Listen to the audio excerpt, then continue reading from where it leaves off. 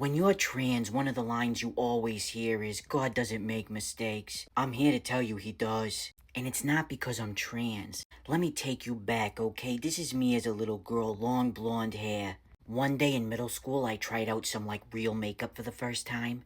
I had to wash my hair. I left the makeup on. Now, when I got out of the shower, my blonde hair was brown because that's what happens. I looked in the mirror and, oh, I looked like fucking J-Lo.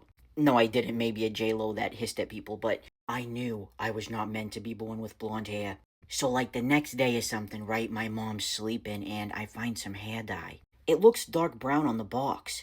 I put it on my hair. Oh no. It is dark, but it's bright fucking red. You can't really see it here, but trust me, it was. I was so nervous to go to the school, but I get on the school bus. Yeah, that's how young I was. And this dude was like, your hair reminds me of spaghetti.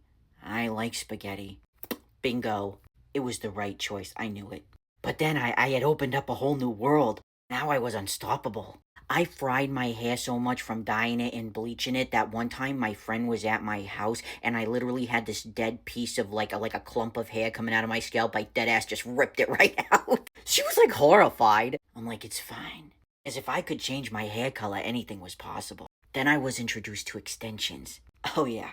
Now I really don't give a fuck about bald spots, okay? I had so many different hairstyles, hair colors, hair lengths. Blended, unblended. As a kid, I spent so much money unemployed. Well, as a little kid, I was considered disabled. It's actually one of my biggest flexes as an adult that with bipolar 1, I have still worked for 12 years straight and I'm no longer considered disabled. I mean, come on. I was contributing a little bit of something to that Sally's Beauty pot, okay? I'd always have my parents take me there, right? I became, of course, a beauty club member. Now, this was so long ago, you have to understand, I'm 35 years old. They still had dial-up internet and IBM computers. Actually, I think they might still, I don't know. I knew I had a problem when I looked at my beauty reward statement, and in 1 year, I spent almost $2,000 there on hair dye and extensions. Now, I'm not a grumpy old man most of the time, okay? I actually have a lot of faith in younger generations, Gen Z and stuff. I think they're gonna save us for real.